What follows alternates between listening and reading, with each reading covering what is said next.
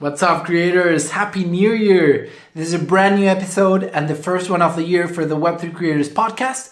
We bring for you nonetheless an Eli Mizroch, CEO and founders of Silver Castle, which is a digital asset investment house that is bridging the world of traditional finance into crypto and Web3.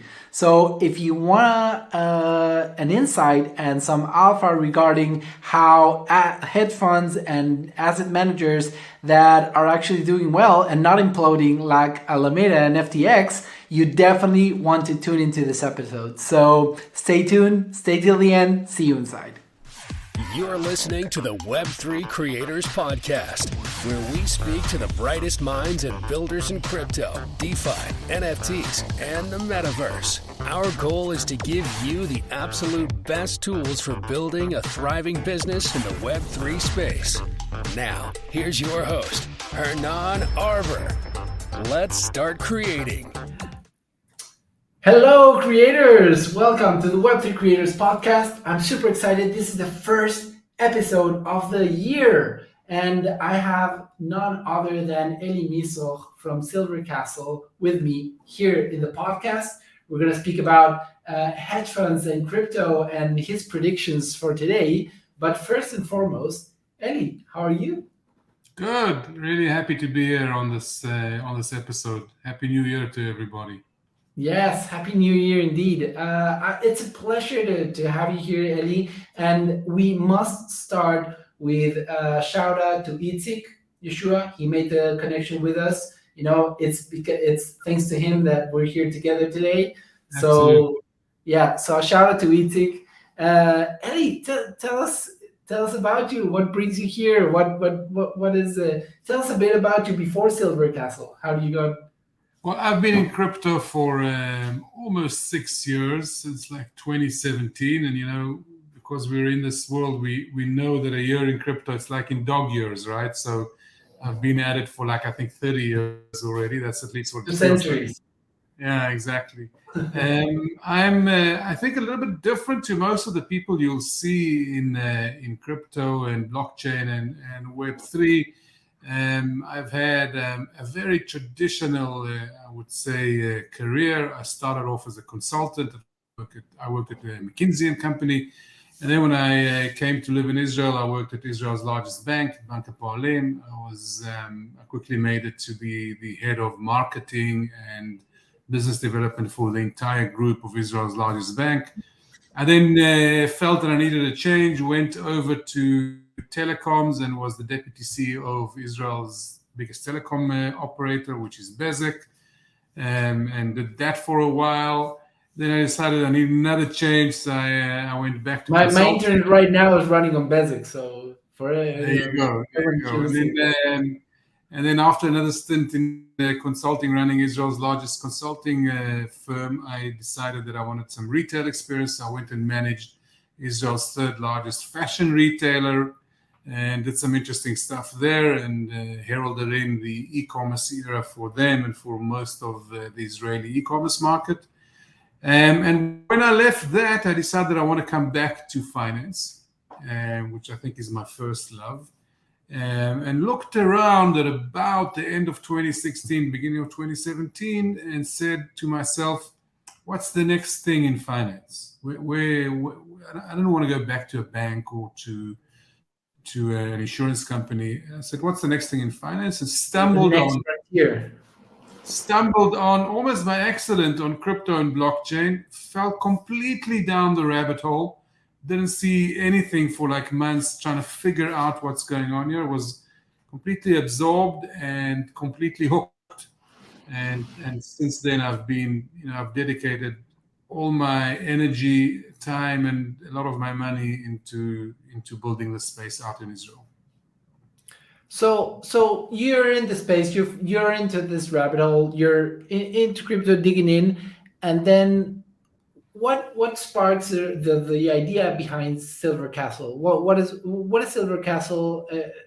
Just tell us a bit how did you kind of come up with the idea? Yeah, my understanding then was that blockchain blockchain together with crypto. And remember, we weren't speaking about Web3 then. It was all about blockchain and crypto. It was clear to me that it was going to bring huge innovation into almost every industry or segment that you can think of, right? Logistics, art, music, and finance.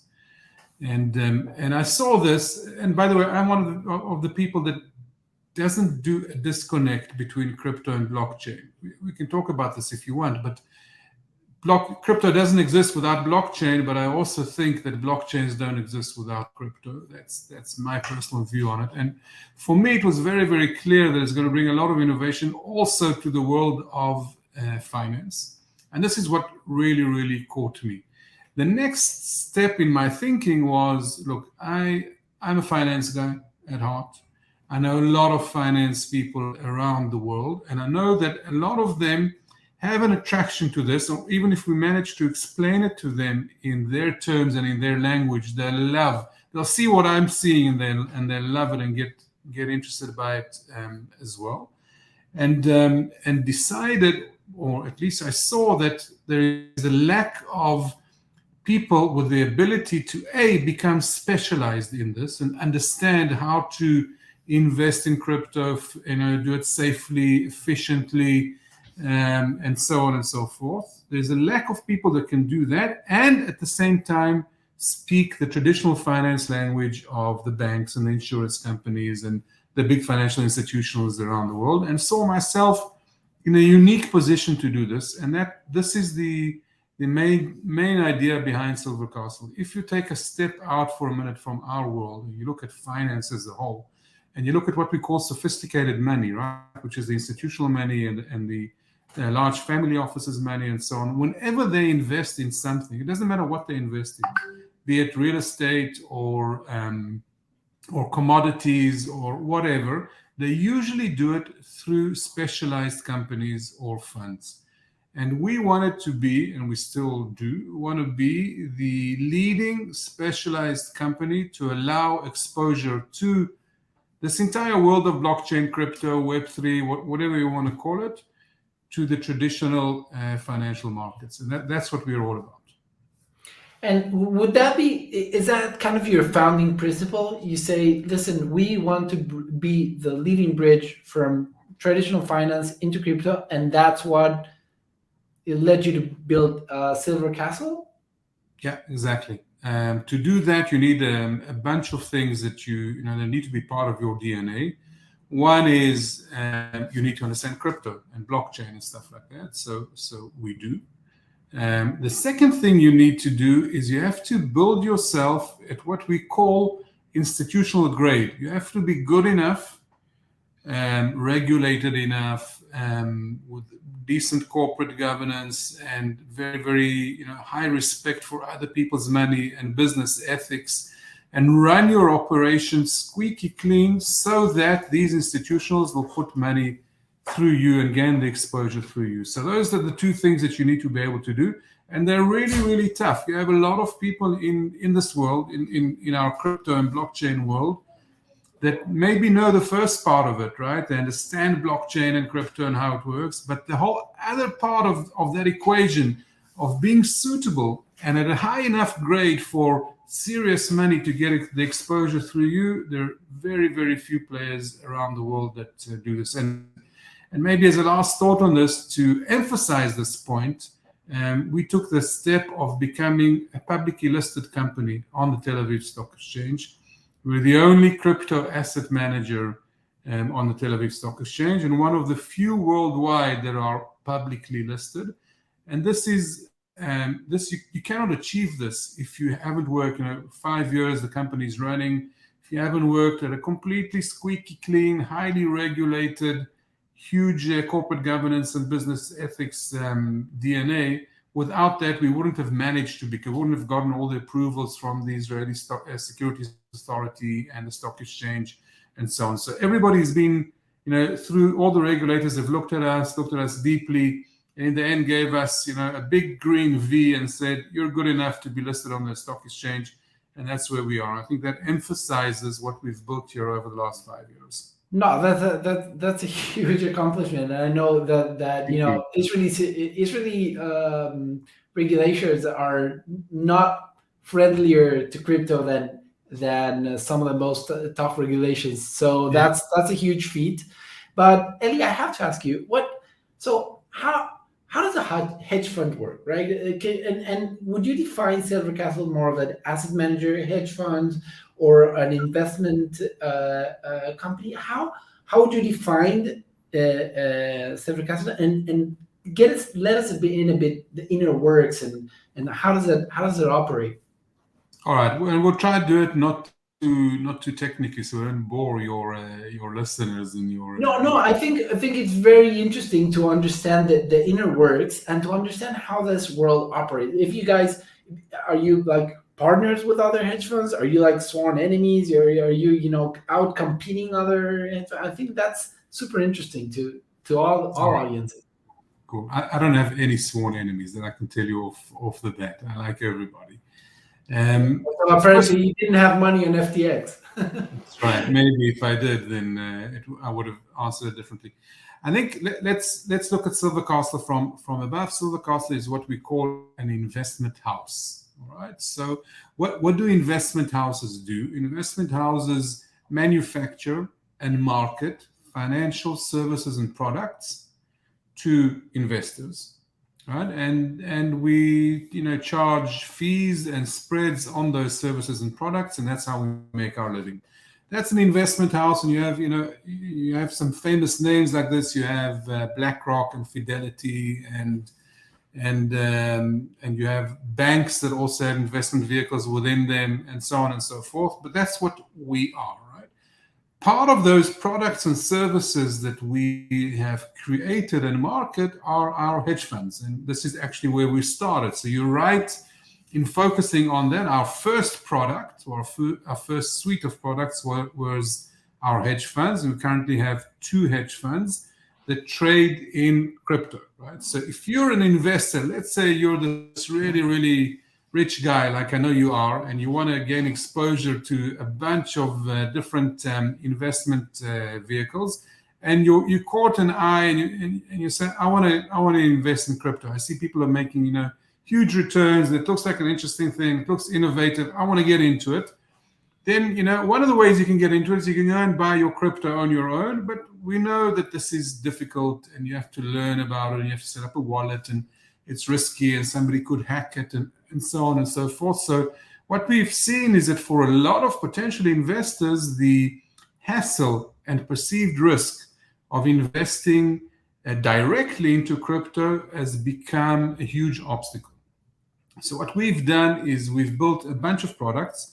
One of them is like a hedge fund, which is like any other hedge fund in any other sector that they know, right? So they could have invested in a hedge fund that does stock picking on the S&P, or a hedge fund in real estate, doesn't matter what. And we've done a hedge fund like that invests in crypto. So he comes to us with his dollars in his bank account, and let's say he says, I want to put in $500,000 exposure in crypto. So he transfers those from his bank account to the hedge fund's bank account.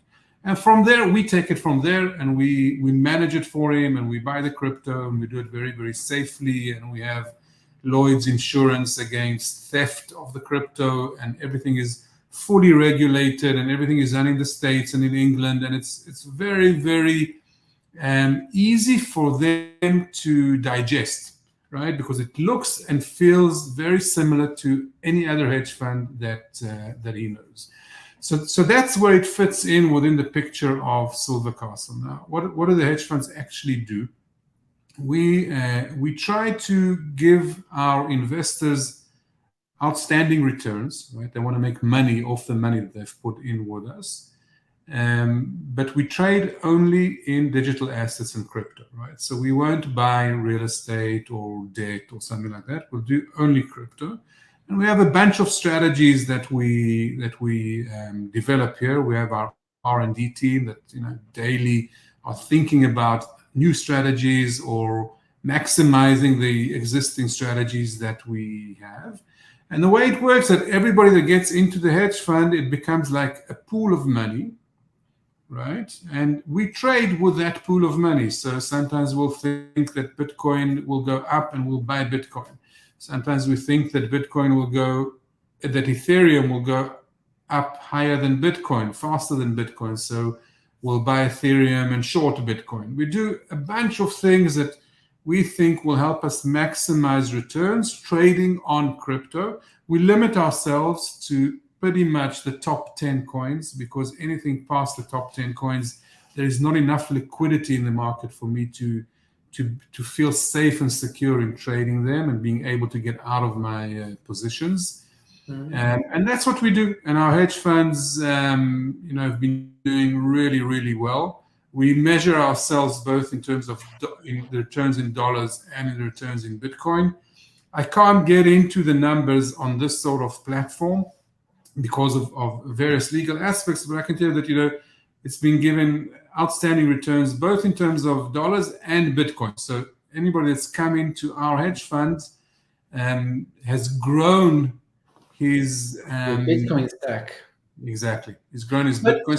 Particularly when we look at a year like now where everything's gone down, and I assume we'll talk about it a little bit later, what we think will happen next year. But if you come into next year or this year with more Bitcoin, then you'll leverage any upside that will come out of at the end of the year on Bitcoin itself. So Eli, how do you? I know there are a lot of strategies that you develop, but how do you manage to get that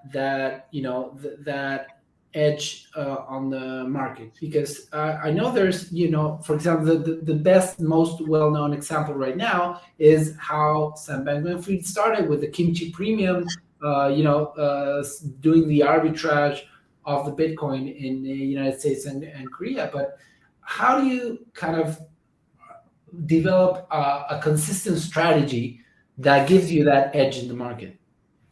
So first of all, it's not me. Unfortunately, it's I have one of my partners is an awesome guy called Chen Munitz, and he has like 30 years experience in developing and running trading strategies. He's one of the better known people in Israel, and about 5 years ago, he decided that he wants to get into crypto. Like people my age, we're like 50, and we've been in the stock market for like 20 or 30 years. We look around and there are people that are one generation older than us, and they say, you guys have made nice money in the stock exchange, but when we were there like 40 or 50 years ago, you could make money by the bucket load. It was much, much easier. And over time, as the markets have become more and more efficient and competitive, it's become harder and harder to make money. Now, what we see today in crypto is those days in the stock market, right? So we feel that we are that generation today that you can make a lot of money because the crypto markets are still pretty inefficient. They're getting more and more efficient, but they're still pretty inefficient. And you can make money. And my partner, Chen Munitz, who came to me about 5 years ago and said, look, what worked really well 25 and 30 years ago in the stock market doesn't work in the stock market anymore, but it works really well in the crypto market. And here I've got two strategies to show you. And we looked at them and they do really, really well. And I've had my money invested in those strategies since 2017. And we've done really well. And this is, Chen has built here at Silver Castle an incredible team where this is what they do. This is what they're really, really good at. Chen is one of the best that I've ever seen in terms of understanding market dynamics and then figuring out how to leverage those market dynamics. I do want to tell you that we do no arbitrage trading.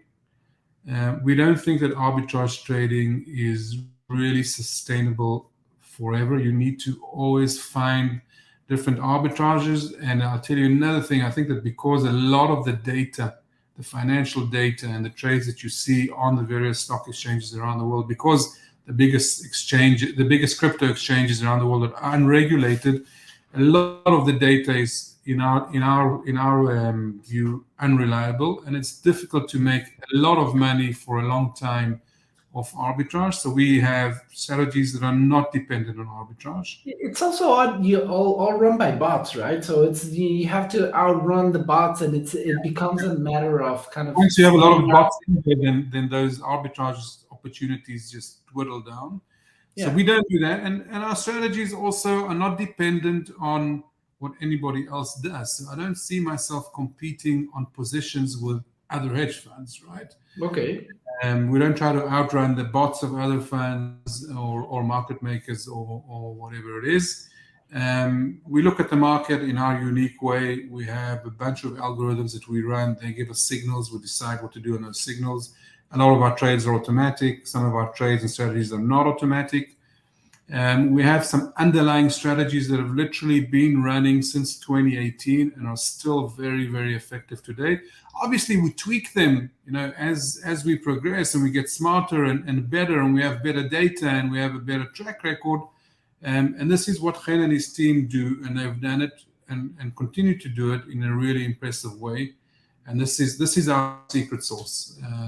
This is what makes Silver Castle so special. It's the ability to bring outstanding returns year after year after year in this really dynamic market, and to do it in a way that regulators like and applaud, and we wouldn't do stupid things like Almeida and FTX and Celsius and stuff like that. Let's get into that a bit. We had probably the roughest year in crypto. At least that's how it feels, right? And we had a really rough ride in 2022, 2 weeks ago. So I understand you guys survived it, and tell me how you guys managed to keep afloat, or did you actually even outperform? I want to understand, because the market shifted dramatically. So maybe all the strategies that were working for the last 9-10 years of crypto history, because of the 12-year bull market that we saw in stocks, maybe that was a lot for that. That's why we saw a lot of hedge funds blow up. So how did you guys manage to survive this? Well, I think you saw two different types of scenarios or reasons for why some of the hedge funds, the crypto hedge funds around the world, blew up, as you said, right? Some of them, and let's talk about Almeida, they were just doing illegal stuff, got caught with their pants down, and got into a liquidity crunch, and that just showed everybody what they were really doing. And those, we would never be in that sort of situation. Our corporate governance, our DNA, our ethics, and the regulation around us, we would never do anything like that. And that's one story. And the sad thing is that in every industry, you have crooks. You have crooks in every industry.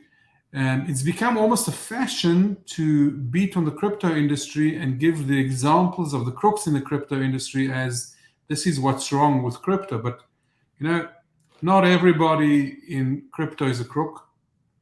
And crypto is not the only industry with crooks in them. And I think that perspective sometimes gets lost. The other type of hedge funds that have gone under, unfortunately, or stuff like that, is because they had a really rough year and lost a lot of money, and maybe lost investor confidence. People have pulled out their money, or they were in positions that had made it untenable to maintain the liquidity, and went bust. That happens. It's sad when it happens, and I know some of these guys, and a lot of these guys are really, really good guys that did their best and had a bad year, but it was bad enough to bring them under. I'm happy that there was a matter of excess leverage in the market, or was that maybe not adapting the strategy fast enough? Or is it a combination? I think that if we look at particularly at the first half of the year, where you had the collapse of Terra Luna and then Celsius, what happened there is that you suddenly saw for the first time something like Terra Luna, which had 19 or $20 billion in it. It looked like a really, really good platform. It had And a it was an stable $80 coin. billion ecosystem. If you Yeah, take that's right. Anchor Protocol and Astro and the NFTs, it was a huge ecosystem. You're 100% right. And they had a stable coin at its core. But it was an algorithmic stable coin. And I think a lot of people that put money in there, even like hedge funds and professional investors, sophisticated investors, they didn't do the research and they didn't really understand, how exactly an algorithmic stablecoin works and under what stress scenarios it will just collapse because, the laws of physics, or what we call financial physics, are stronger than any algorithm. And what you had was a situation where Bitcoin and Ethereum price went down very, very deeply in March, April, and because probably of the stock markets, and you had somebody pulling out huge amounts from Terra Luna. I don't know whether it was, on purpose or not, whether it was somebody was trying to blow it up or not, but these two things happened together. There are claims that it was a deliberate attack because Suzu and I think Do Kwon got offered, a ton of Bitcoin through buying it to USD, which apparently that's what they used to short. But that was, so I agree with you that one part was that not understanding how algorithmic stablecoin works. The other part of this was the incentive mechanism behind the Anchor protocol, because that sweet 20% APY on the dollar, no matter what, became at one point this kind of consensus trade of even big institutions that say, you just park your stable coin here, you get a 20% return. Where else are you going to get there, right? You're 100% right. And those institutions didn't understand the inherent risk. This is exactly the point. And when Terra Luna collapsed, this was the first time that a bunch of people, both crypto natives and institutionals that came outside of crypto, said, "Shit, we didn't understand that this could happen." So there was almost like a blowing up of a paradigm, an axiom that a stable coin is not always stable. So suddenly people understood the risk, but it was a bit too late because they also had parked money in other institutions that didn't understand the risk as well, like Celsius, right? Celsius had huge positions, which they thought they could get out of really, really, really quickly. But they were, in effect, illiquid positions. And once they tried I think the downfall of Celsius was actually their staked ETH in Lido, right? So when that staked ETH depegged from the real ETH, that I think that's what really hit them. Well, I think it was that, and also the ability that a bunch of other positions that they had, which were big positions in illiquid platforms and markets, which they had them on their balance sheet at current market price. But let's say, you hold today, I don't know, 20% of all the Bitcoin supply, and you want to sell it all at once, you probably assume that the Bitcoin price will crash, right? And they didn't take that assumption. And once they tried to liquidate those positions, they lost a lot of that value and a lot of that money. So suddenly these institutional players and a lot of crypto natives investors were saying, all right, I didn't understand the risks. And the people I let manage my money also didn't understand the risks. And then you had two very, very big collapses, which were Terra Luna and Celsius. I think what part of what made us get through 2022 is our unrelenting focus on understanding the risk. And if there's a risk we feel we don't fully understand, and if I can't explain to myself why somebody is paying me 20% on the dollar, if it looks like there's no risk, then I won't take those 20% because I'm probably the only fool left sitting at the table that doesn't understand where the risk is. So we have an unrelenting approach to understanding risk, mitigating or at least managing the risk. And thankfully, we managed to avoid all of the pitfalls that happened this year. Wow, so it's impressive.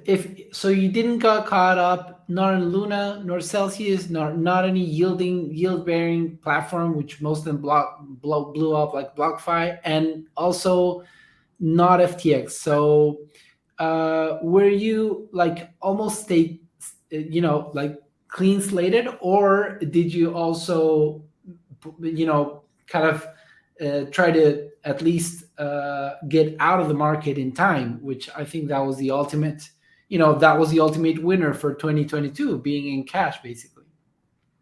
Yeah. So, we weren't exposed to any of those things. We had some. We did have money, our money, and the funds money, some of the funds money in DeFi platforms. We were very, very, very conservative as to which platforms we'll put money on. So we didn't chase the 20% or the 30% on the dollar. We were much, much more conservative. And went to the lower risk platforms, and that panned out. But once we saw what was happening there, then we pulled out of that completely. And yes, I think DeFi really shone during these crashes, because kind of liquidations and everything. There was whoever needed to get liquidated in DeFi got the liquidation and margin calls, whereas CeFi was this whole what we saw with 3 Arrows Capital, borrowing money without collateral, which causes the kind of contagion, right? So maybe this was the year where DeFi, even though everything was imploding, like DeFi really shined. What do you think? Yeah, I think DeFi got a really, really bad rap this year, and undeservedly so. I think Terra Luna happened as it should have happened. You just didn't. A lot of people didn't see this as a possibility. Didn't understand the mechanism. But basically, DeFi worked like it was supposed to work, and you're completely right about this.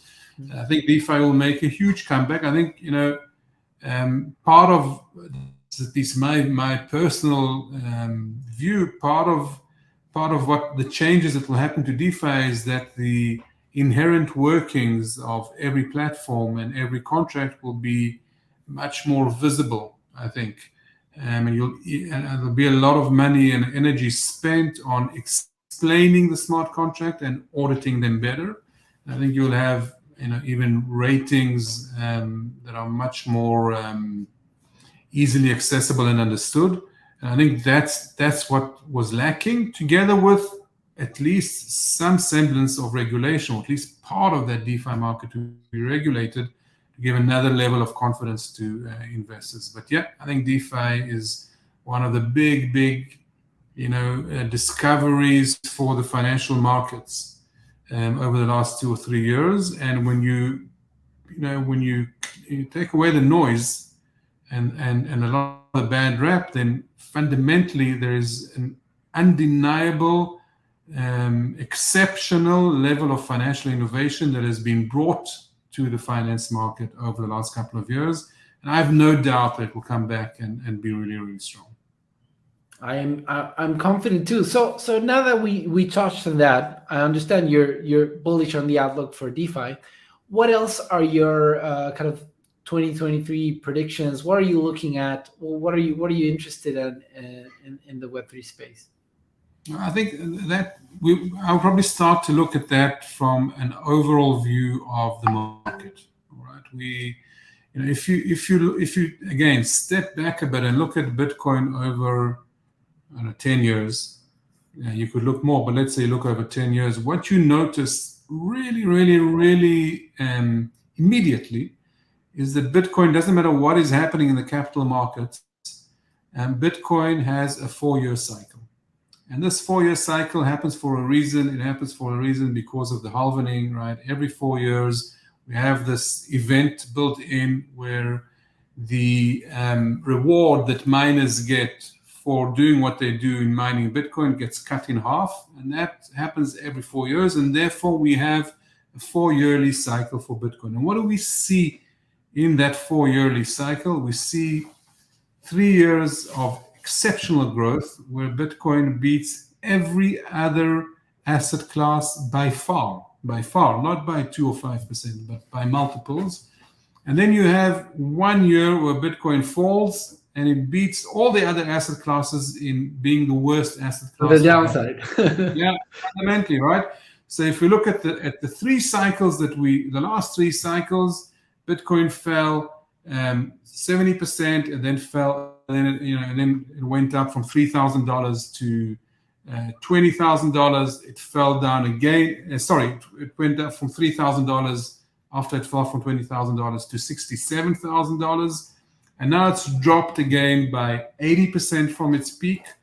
And based on all the statistics that we've seen, we've had a year of downturn. And from, we think, Q2 2023, we'll start seeing Bitcoin and crypto getting back to the upward cycle. The price has to go up before the next halving event, which is in April 2024, right? It's always goes up at the least a year before the next halving. It starts going up.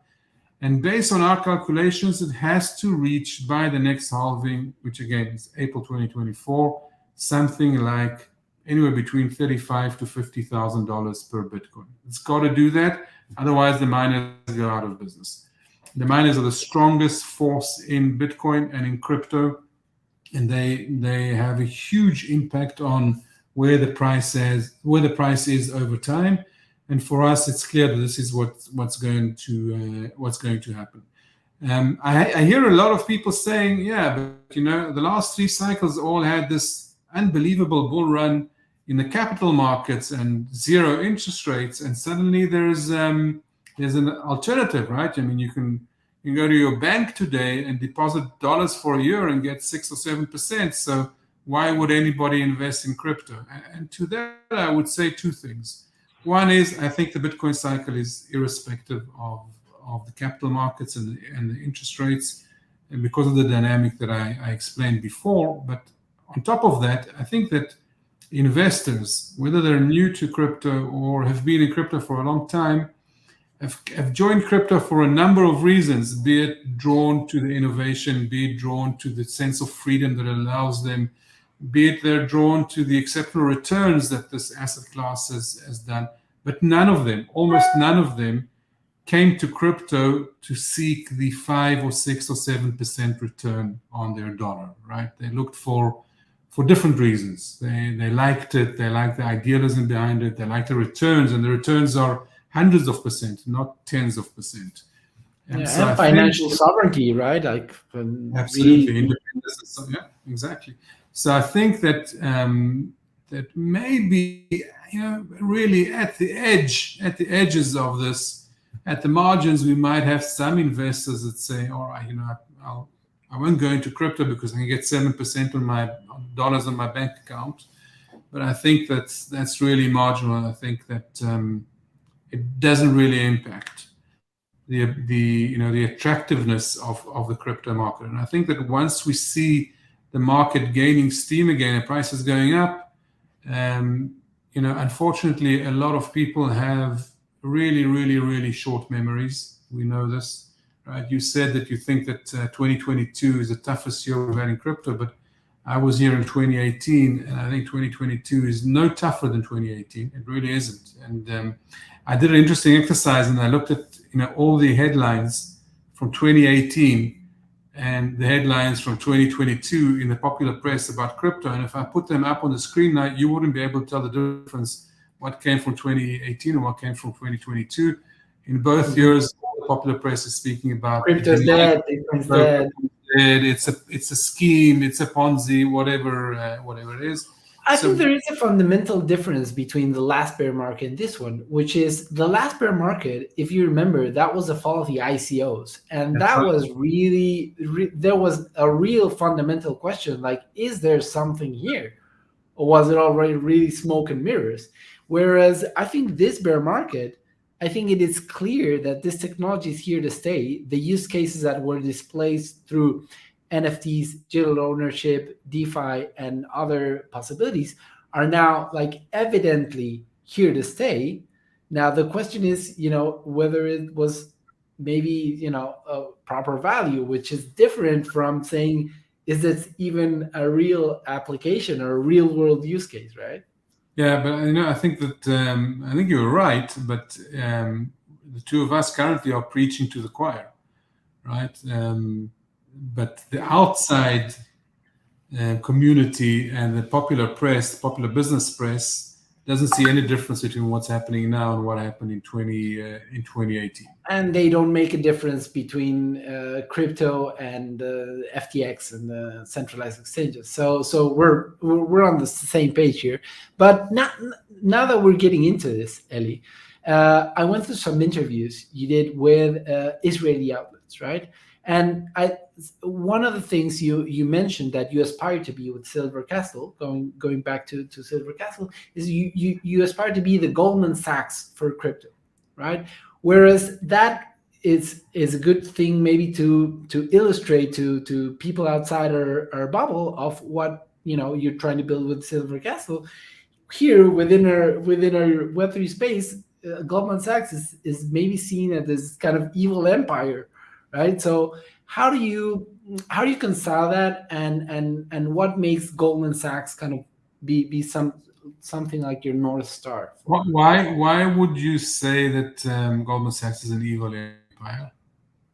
Well, in one hand, I do think they are bringing a lot of liquidity, a lot of institutional adoption, a lot of capital into the market, which is something that we've been looking for as an industry.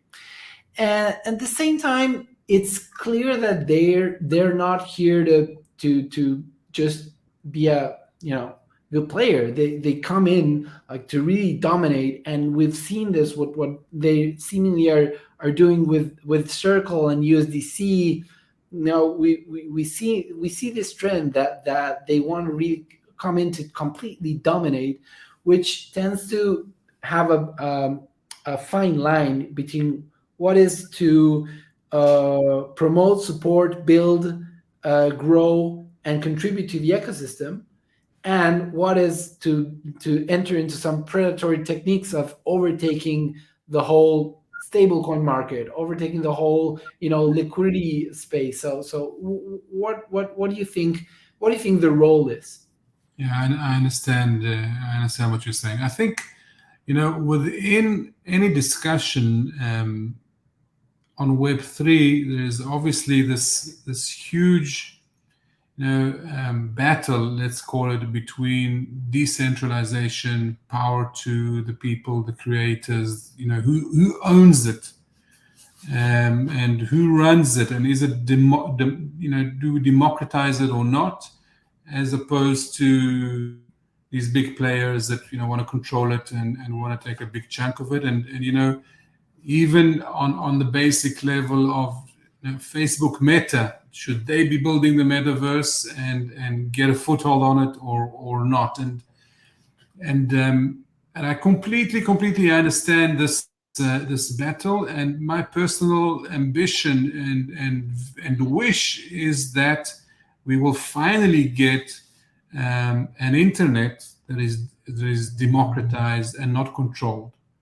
I'm with you on that completely. And on that aspect, if we look now at the financial part of it, on that aspect, I agree with you. I don't know if I would see them as an evil empire, but I would see them as a strong financial player that wants to, build a leading position in the finance part of Web3 and crypto and blockchain, the same way that Facebook wants to build, Meta wants to build, a leadership position and maybe a controlling position in the metaverse.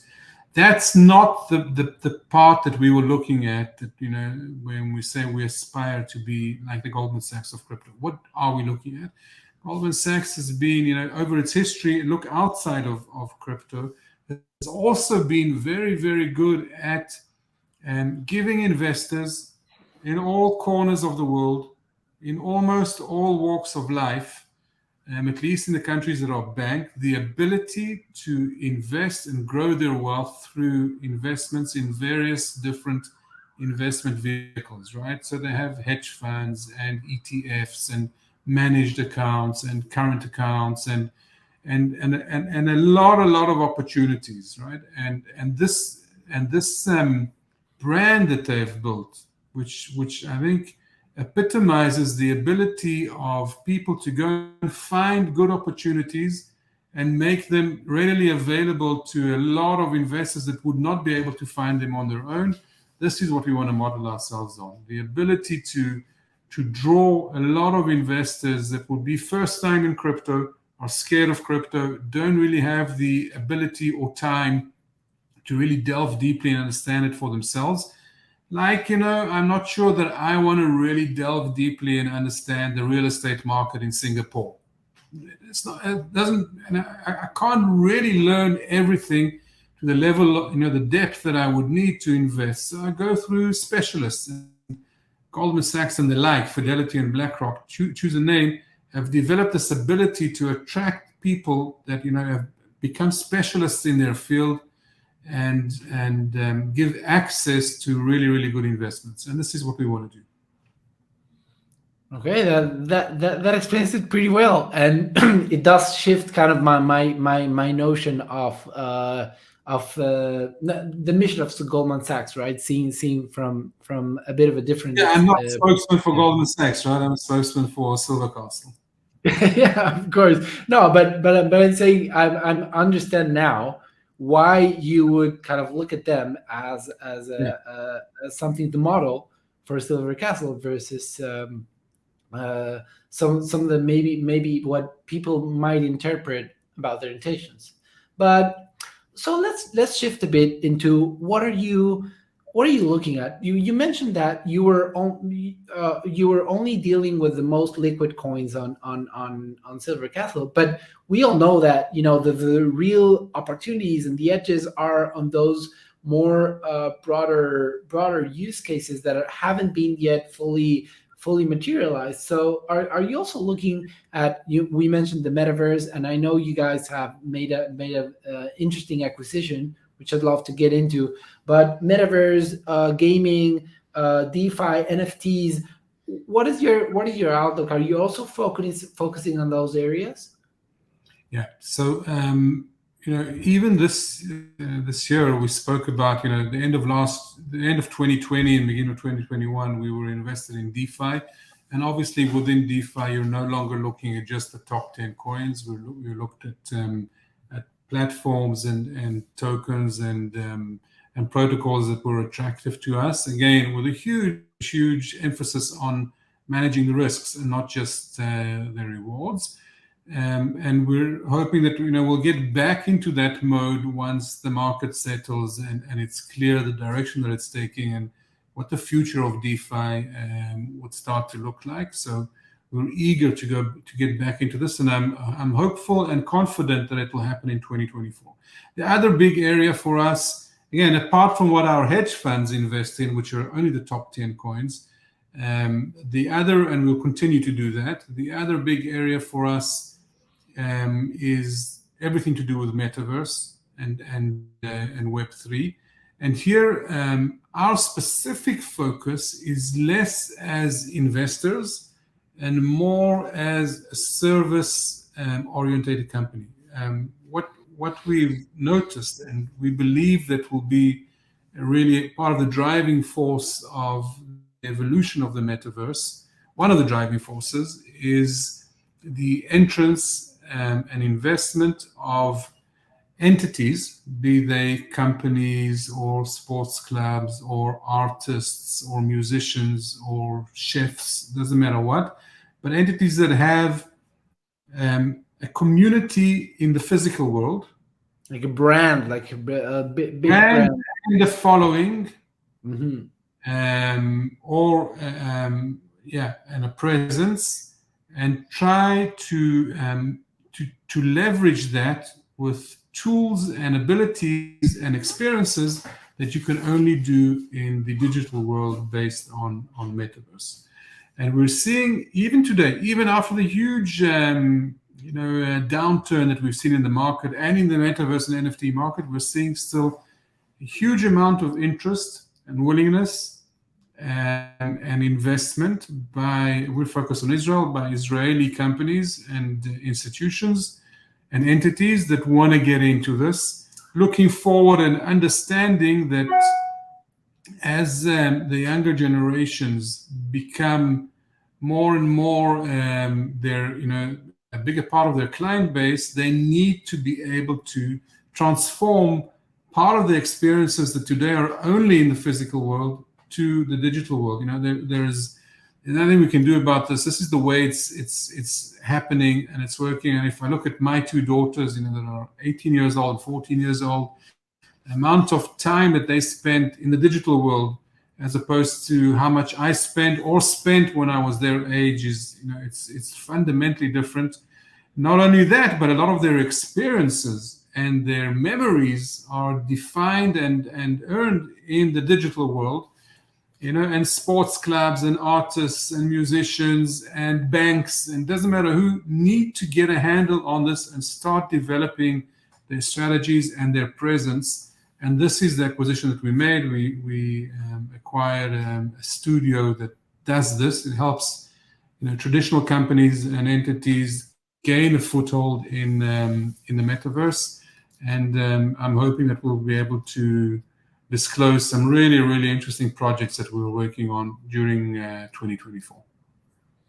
That's super exciting, Eli. Thank you for that. Now, most of our audience are builders, entrepreneurs, developers, also traders and investors. But if you would focus on giving some of your top advices for founders and builders in this space, what would you tell Web3 builders to focus on during this coming years?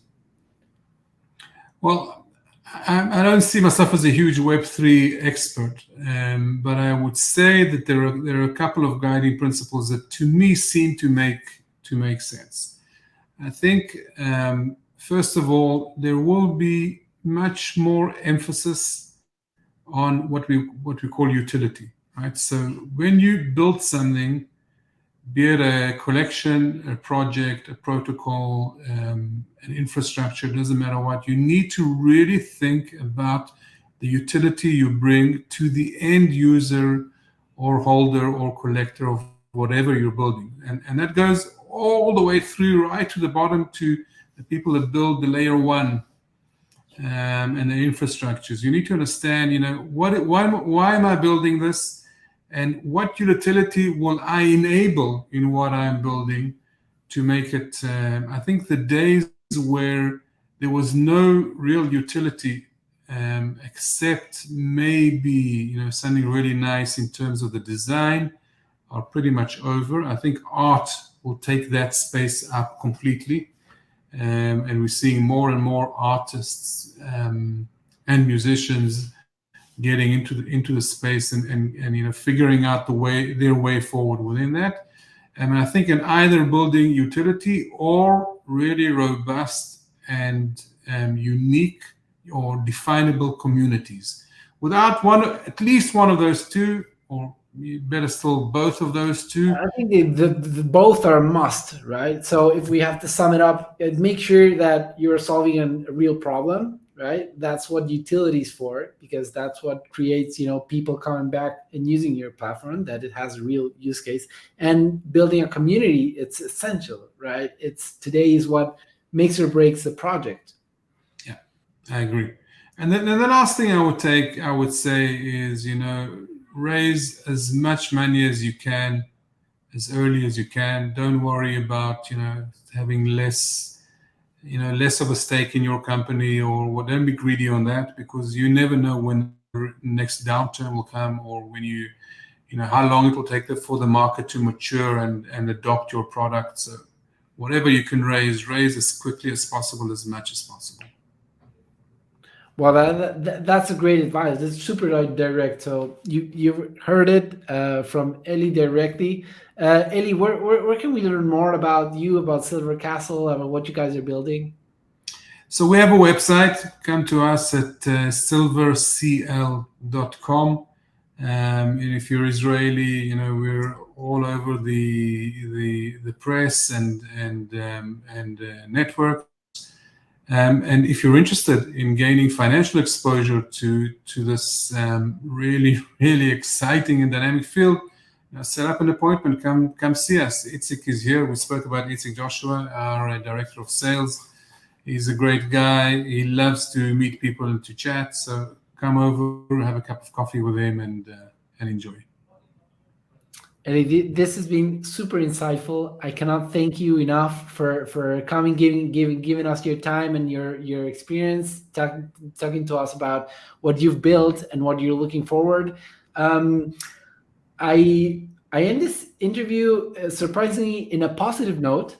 I think we're both optimistic in the space, even though obviously price action lately has been basically showing otherwise. But I think that's part of what makes us me contrarians in the space. Something that is that a view that you want to ascribe to, or I think I'm, as I said to you, I'm very, very positive. I think it will be a fantastic year, 2024, for the entire market. And I think a lot of my colleagues see where we are now as a really, really good entry point to either build or increase their exposure, because I think everybody understands that once we see market upturns, it will be impressive and significant, and that the current levels are really, really attractive. Definitely. And I'm with you in that, Eli.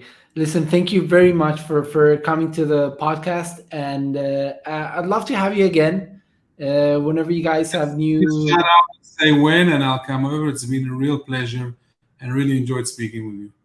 Yes, and I'll definitely try to book something to come and see you guys physically. So cool. Maybe our next episode is in person. Awesome. Hey, thank you very much.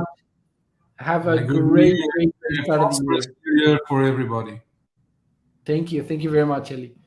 Thank you. Bye-bye. See you soon. Bye-bye. Please keep in mind that none of what's said in this podcast should be considered financial advice. You are strongly recommended to do your own research and do not take anything we say in this podcast as a recommendation to buy or sell any assets whatsoever. Thank you for listening to this episode of the Web3 Creators Podcast. Make sure you follow us on YouTube, Apple, Spotify, and all of your favorite platforms. And if you're serious about building your own Web3 business, head over to Web3CreatorDojo.com and check out our courses.